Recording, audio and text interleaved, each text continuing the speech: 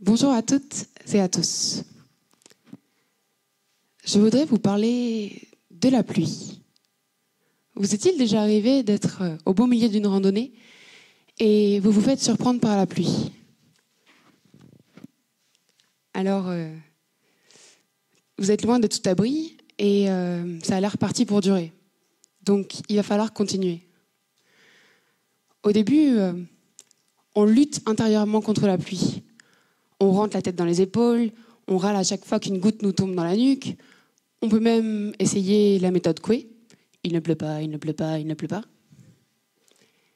Et puis, au bout d'un certain temps, on finit par s'habituer.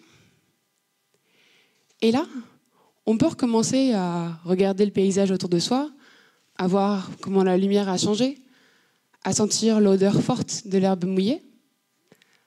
On peut même recommencer à discuter avec ses camarades de marche, sauter dans les flaques pour les éclabousser. Et finalement, qu'est-ce qui a changé par rapport à la situation précédente? On a juste accepté le fait qu'on allait être mouillé. Et ce que je voudrais vous montrer, c'est que le changement climatique, c'est un petit peu comme cette pluie. Et donc, concernant cet orage qui nous arrive dessus, quelques constats qui ont été des électrochocs pour moi. L'idée, c'est pas du tout de vous faire peur, c'est juste qu'on soit d'accord sur ce dont on parle. La Terre s'est déjà réchauffée de plus d'1 degré depuis l'ère pré-industrielle, et les scientifiques disent qu'on s'oriente vers plus 2 à plus 7 degrés d'ici la fin du siècle. Sauf que plus 2 degrés, qu'est-ce que ça veut dire? Ça veut dire qu'en France, en 2050, toutes les personnes qui habitent en ville doivent dormir sous des moustiquaires pour éviter la propagation des maladies tropicales. Moi, la dernière fois que j'ai dormi sous une moustiquaire, je me suis réveillée avec une énorme araignée à 5 cm du visage. Je peux vous dire que j'ai vécu 3 secondes d'angoisse intense à me demander, cette araignée, elle est en dehors ou elle est dans la moustiquaire? Alors à plus 5 degrés, c'est plus chaud. À plus 5 degrés, 3 personnes sur 4 vivent actuellement dans des endroits où il ne sera plus possible de vivre en 2100. 3 personnes sur 4.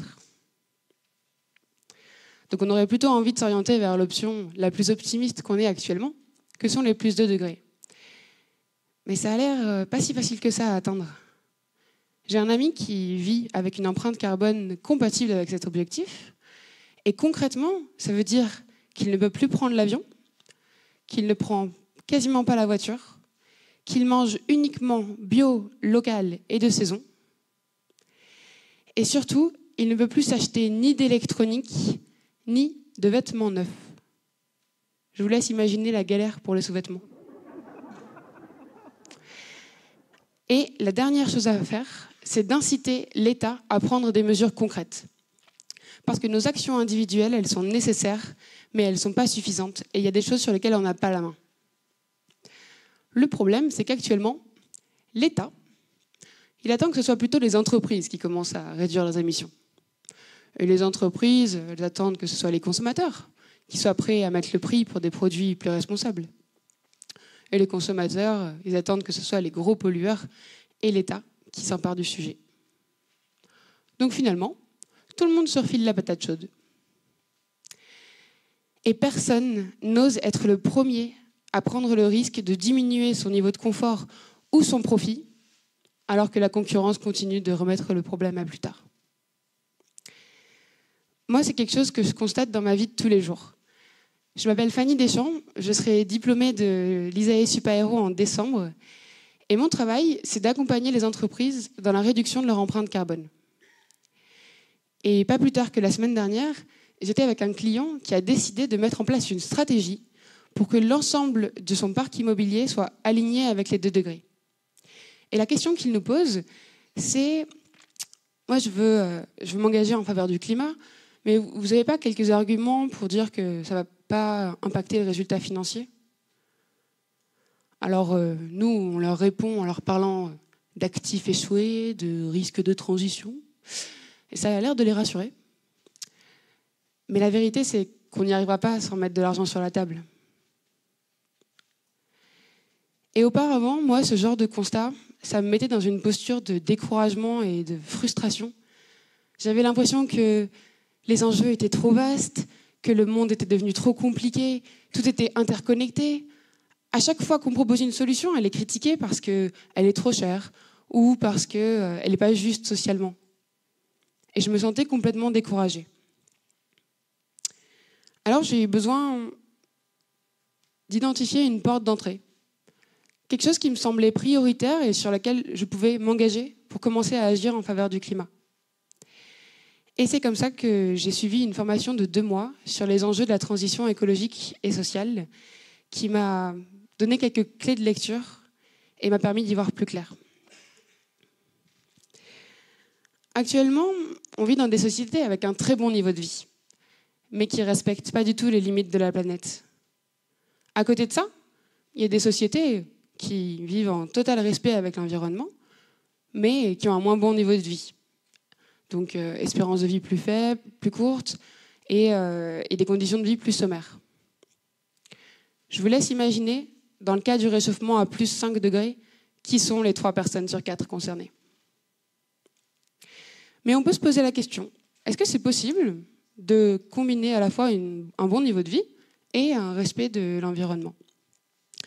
Pour la petite histoire, il y a une société qui est à peu près parvenue, et c'est Cuba, jusqu'à l'ouverture de ses frontières. Sauf que Cuba, c'était une dictature, donc ça pose une question supplémentaire qui est celle des droits et des libertés humaines.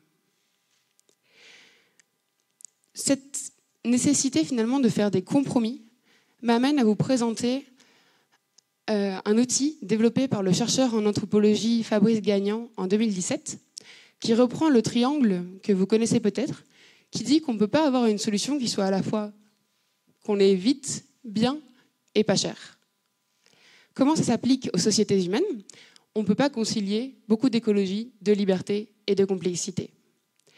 Pour illustrer ça avec un exemple concret, si on reprend Cuba, c'était une société relativement complexe, avec un certain degré d'écologie, et par contre pas du tout de liberté. Donc on l'a situé quelque part par là. Si on prend une société du Paléolithique, aucun degré de complexité, assez libre, assez écologique, on l'a situé quelque part par là.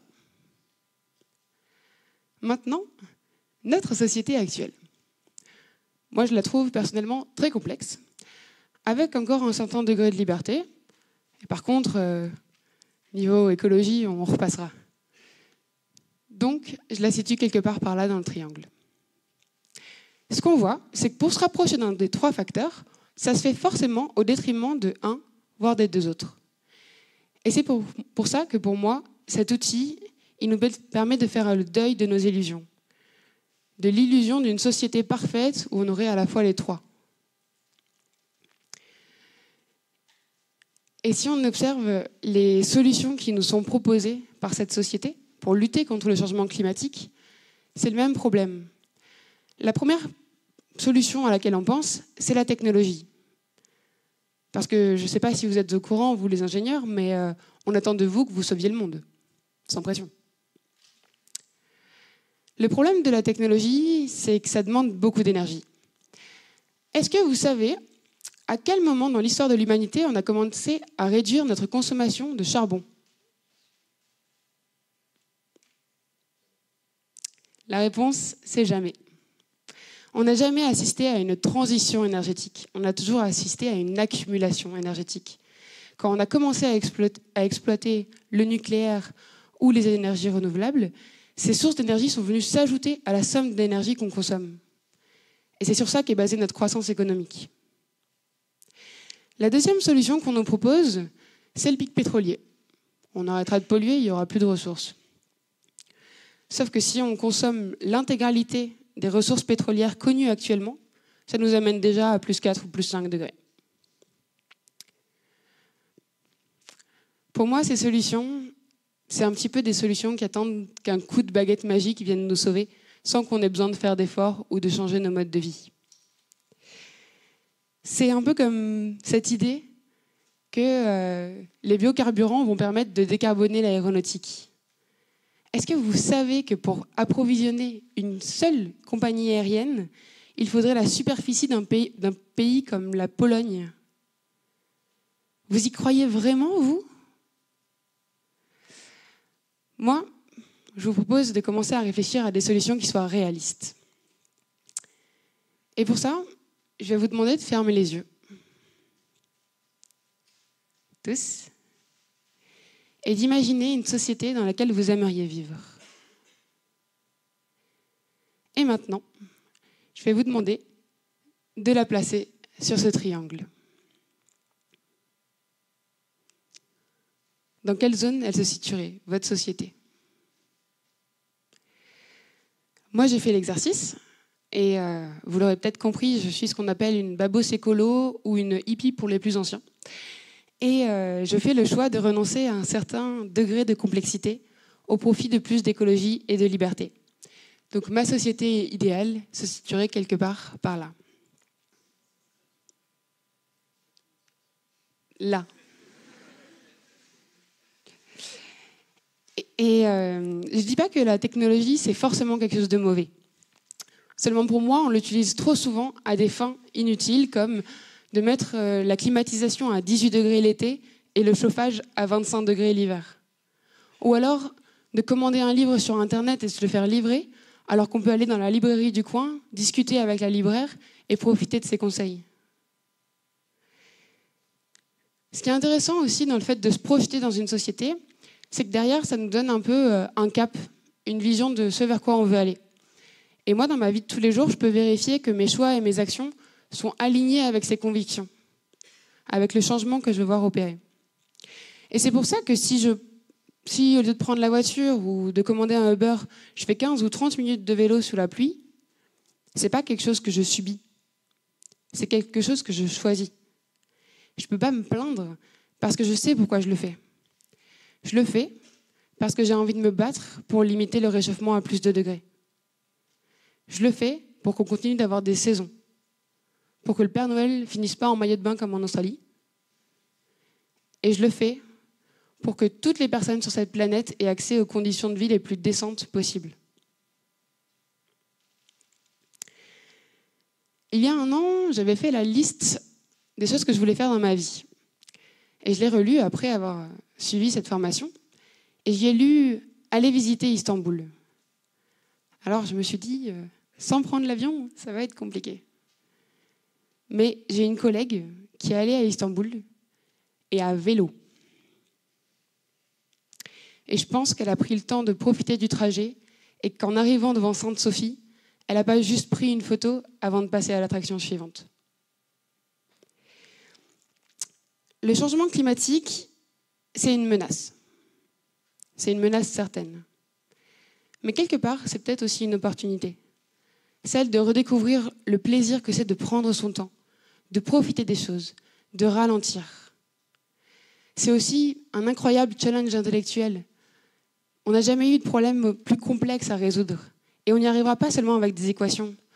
On est obligé de prendre en compte des sciences humaines telles que l'économie, la politique, la psychologie ou la sociologie.